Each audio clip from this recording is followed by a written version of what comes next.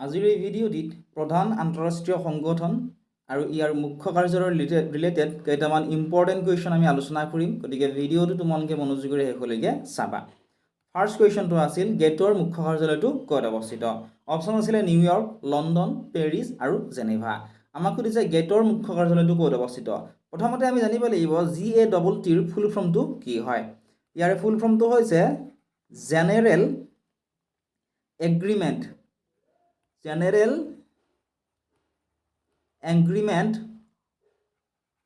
on tariffs and trade। আমাক সুধিছে ইয়াৰে মুখ্য কাৰ্যালয়টো ক'ত অৱস্থিত। অপশ্যনবোৰৰ ভিতৰত কাৰেক্ট যিটো আনচাৰ সেয়া হ'ব অপশ্যন নম্বৰ খ থকাটো। ইয়াৰ মুখ্য কাৰ্যালয়টো জেনেভাত অৱস্থিত। গতিকে অপশ্যন নম্বৰ খ হ'ব এই প্ৰশ্নটোৰ শুদ্ধ উত্তৰ। এতিয়া চোৱা নেক্সট কুৱেশ্যনটো, কুৱেশ্যন নম্বৰ 2।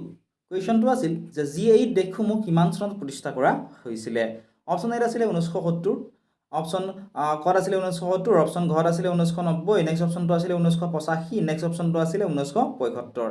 আমাক সুধিছে G8 দেশসমূহ কিমান চনত প্ৰতিষ্ঠা কৰা হৈছিল। গতিকে অপশ্যনসমূহ চোৱা আৰু কোনটো অপশ্যন কাৰেক্ট হ'ব তোমালোকে ভিডিঅ'টো প'জ কৰি কমেণ্ট ছেকশ্যনত জনোৱা।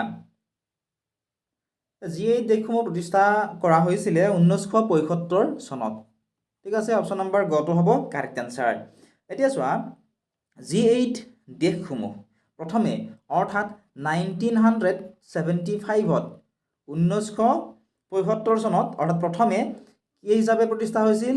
G6 হিচাপে প্ৰতিষ্ঠা হৈছিল।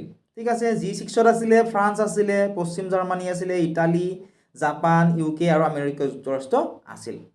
ঠিক আছে, নেক্সট আকৌ 1976ত কানাডাই যোগ দিয়ে। ঠিক আছে, কানাডাই যোগ দিয়াৰ পিছত কি হয়? G7 হয়। ঠিক আছে, কানাডাই যোগ দিয়াৰ পিছত কি হয়? G7 হয়। তাৰপিছত আকৌ ৰাছিয়াই যোগ দিয়ে, ৰাছিয়াই যোগ দিয়াৰ পিছত কি হয়? G8 হয়। গতিকে G8 দেশসমূহ এটা প্ৰতিষ্ঠা কৰা হৈছিল 1975 চনত আৰু প্ৰতিষ্ঠা কৰাৰ সময়ত আছিলে ফ্ৰান্স, পশ্চিম জাৰ্মানী, ইটালী, জাপান, UK আৰু আমেৰিকা যুক্তৰাষ্ট্ৰ। তাৰপিছত কানাডা আৰু ৰাছিয়াই পিছত যোগ দিয়াত G8 হয়। আশা কৰিছোঁ ধুনীয়াকৈ তোমালোকে বুজি পালা। গতিকে এই কুৱেশ্যনটিৰ অপশ্যন গটো হ'ব কাৰেক্ট আনচাৰ। এতিয়া চোৱা নেক্সট কুৱেশ্যনটো অৰ্থাৎ question number 3।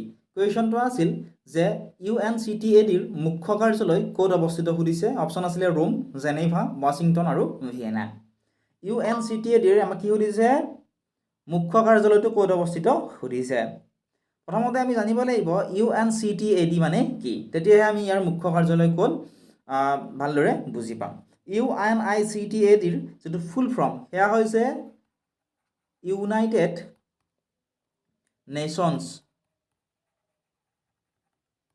United Nations Conference on Trade and development.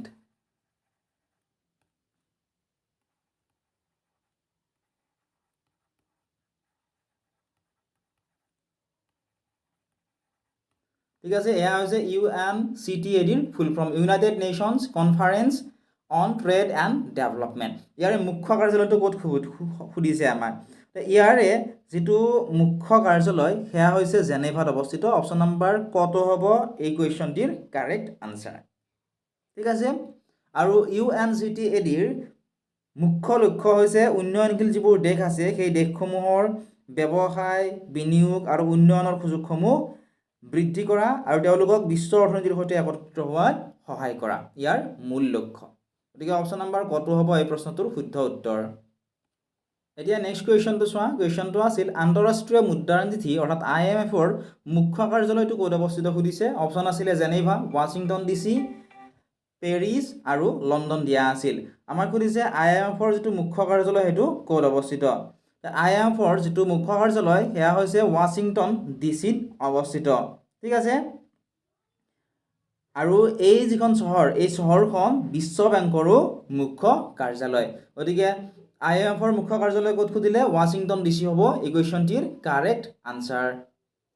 এতিয়া তোমালোকে নেক্সট কুৱেশ্যনটো চোৱা। কুৱেশ্যনটো আছিল যে বিশ্ব স্বাস্থ্য সংস্থা অৰ্থাৎ WHO ৰ মুখ্য কাৰ্যালয়টো ক'ত অৱস্থিত অপশ্যন আছিলে পেৰিছ টকিঅ' বাৰ্লিন আৰু জেনেভা আমাক যেহেতু সুধিছিল বিশ্ব স্বাস্থ্য সংস্থাৰ মুখ্য কাৰ্যালয়টো ক'ত অৱস্থিত প্ৰথমতে আমি জানিব লাগিব যে WHO ৰ যেটো ফুল ফৰ্ম হেয়া কি হয় WHO ৰ ফুল ফৰ্ম হৈছে W ৰে হৈছে ওয়াৰ্ল্ড নেক্সট H ৰে হৈছে হেল্থ আৰু O ৰে হৈছে অৰ্গেনাইজেশ্যন ঠিক আছে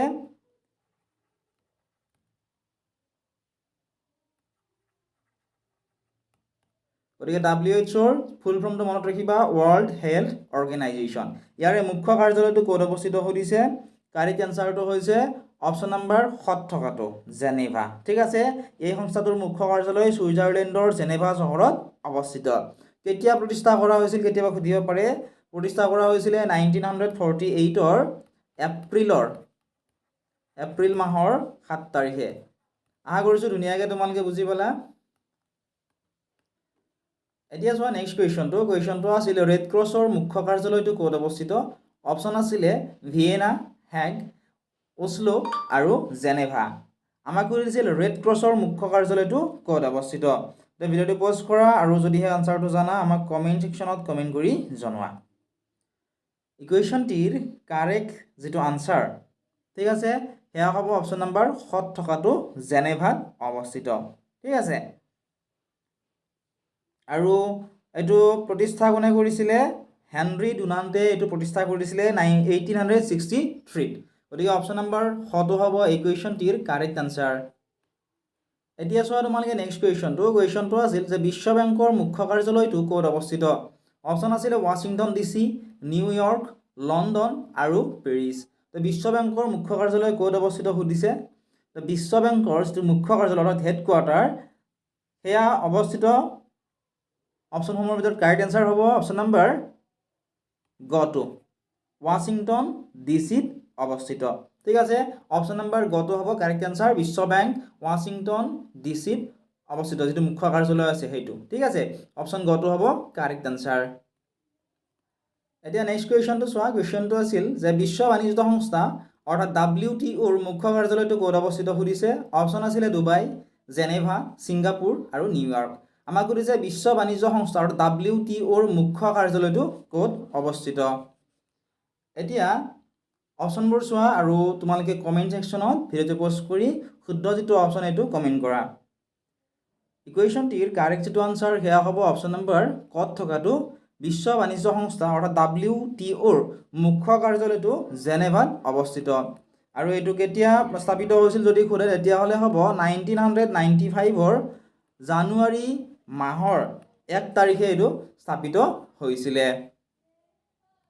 এতিয়া চোৱা তোমালোকে নেক্সট কুৱেশ্যনটো আছিল নাটোৰ মুখ্য কাৰ্যালয় ক'ত অৱস্থিত নাটোৰ হেডকোৱাৰ্টাৰ ক'ত অৱস্থিত সুধিছে অপশ্যন আছিলে ব্ৰুছেলছ পেৰিছ লণ্ডন আৰু বাৰ্লিন অপশ্যনবোৰ চোৱা আৰু কাৰেক্ট আনসাৰ কোনটো হ'ব কমেন্ট সেকশনত তোমালোকে জনোৱা নাটোৰ মুখ্য কাৰ্যালয়টো ক'ত অৱস্থিত প্ৰথমতে আমি জানো আহাচোন নাটোৰ ফুল ফৰ্মটো কি হয় নাটোৰ ফুল ফৰ্মটো হৈছে এনেৰে হৈছে নৰ্থ এৰে হৈছে Atlantic North Atlantic Treaty organisation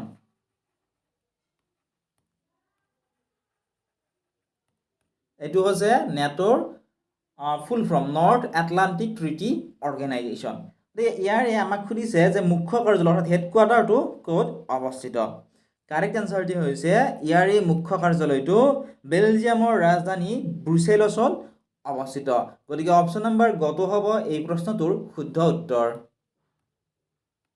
এতিয়া তোমালোকে নেক্সট কুৱেশ্যনটো চোৱা কুৱেশ্যনটো আছিল সাৰ্কৰ মুখ্য কাৰ্যালয় ক'ত অৱস্থিত অপশ্যন আছিলে নতুন দিল্লী ঢাকা কলম্বো আৰু কাঠমাণ্ডু সাৰ্কৰ যেটো মুখ্য কাৰ্যালয় হেয়া ক'ত অৱস্থিত সুধিছে নতুন দিল্লীত ঢাকাত কলম্বোত নাই কাঠমাণ্ডুত ইকুৱেশ্যনটিৰ কাৰেক্ট যেটো আনসাৰ হেয়া হ'ব অপশ্যন নম্বৰ গত থকাটো ঠিক আছে কাঠমাণ্ডুত সাৰ্কৰ মুখ্য কাৰ্যালয়টো অৱস্থিত এতিয়া পৰীক্ষাত কেতিয়াবা সাৰ্কৰ যেটো ফুল ফৰ্ম এটো সুধিব পাৰে হয়নে এটো লিখি দিছো তোমালোকক এছৰে হৈছে সাউথ ঠিক আছে এৰে হৈছে Asian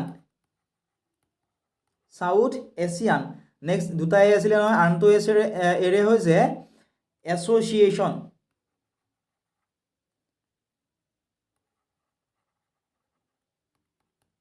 south Asian association for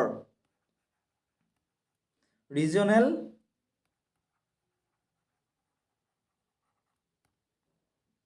cooperation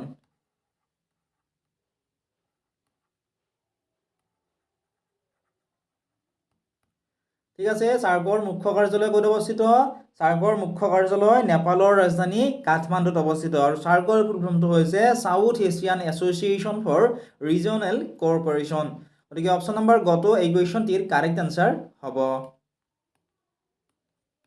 এতিয়া নেক্সট কুৱেশ্যনটো তোমালোকে চোৱা কুৱেশ্যনটো আছিল এডিবিৰ মুখ্য কাৰ্যালয়টো ক'ত অৱস্থিত অপশ্যন আছিলে মানিলা জাকাৰ্টা বেইজিং আৰু বেংকক অপশ্যনবোৰ চোৱা আৰু কাৰেক্ট আনসাৰ কোনটো হ'ব কমেণ্ট সেকশ্যনত জনোৱা এতিয়া চোৱা প্ৰথমতে কৈ দিছোঁ যে এডিবিৰ ফুল ফৰ্মটো কি হয় এডিবিৰ এৰে হৈছে এছিয়ান ঠিক আছে এৰে হৈছে এছিয়ান ডিৰে হৈছে ডেভেলপমেণ্ট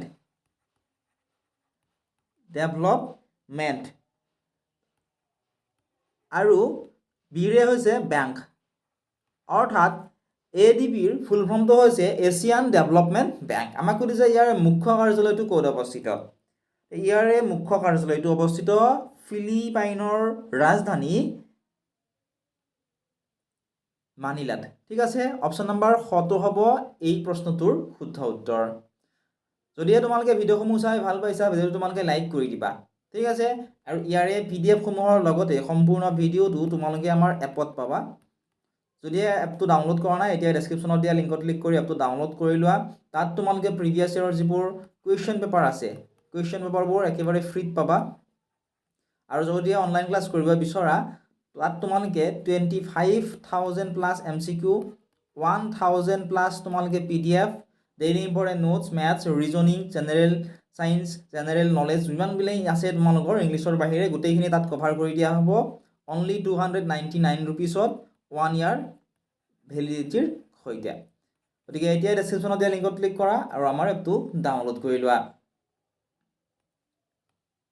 এতিয়া নেক্সট কুৱেশ্যনটি চোৱা কুৱেশ্যনটো আছিল আন্তঃৰাষ্ট্ৰীয় ন্যায়ালয় ক'ত অৱস্থিত অৰ্থাৎ ইণ্টাৰনেশ্যনেল কোৰ্ট অফ জাষ্টিছ ক'ত অৱস্থিত সুধিছে অপশ্যন আছিলে হেগ জেনেভা নিউয়ৰ্ক আৰু পেৰিছ আন্তঃৰাষ্ট্ৰীয় ন্যায়ালয় ক'ত অৱস্থিত যিহেতু আমাক সুধিছে এই অপশ্যনবোৰৰ ভিতৰত কাৰেক্ট আনসাৰ অপশ্যন নম্বৰ খত থকাটো হ'ব হেগ ঠিক আছে আৰু হেগ ক'ত অৱস্থিত নেদাৰলেণ্ডত ঠিক আছে অৰ্থাৎ আন্তঃৰাষ্ট্ৰীয় ন্যায়ালয় নেদাৰলেণ্ডৰ হেগ চহৰত অৱস্থিত এতিয়া তোমালোকে নেক্সট কুৱেশ্যনটো চোৱা কুৱেশ্যনটো আছিল ইণ্টাৰপোলৰ মুখ্য কাৰ্যালয় ক'ত অৱস্থিত কি সুধিছে চোৱা ইণ্টাৰপোলৰ মুখ্য কাৰ্যালয় ক'ত অৱস্থিত সুধিছে অপশ্যন আছিলে Lyon' Paris option B next অপশ্যনটো আছিলে লণ্ডন নেক্সটটো আছিলে জেনেভা আৰু শেষৰ অপশ্যনটো আছিলে ৱাশ্বিংটন আমাক সুধিছে ইণ্টাৰপোলৰ মুখ্য কাৰ্যালয়টো ক'ত অৱস্থিত গতিকে আনসাৰটো তোমালোকে কমেণ্ট সেকশ্যনত জনোৱাচোন মই তোমালোক কৈ দিছোঁ ইণ্টাৰপোলৰ যিটো ফুল ফৰ্ম সেয়া হৈছে ইণ্টাৰনেশ্যনেল ক্ৰিমিনেল পুলিচ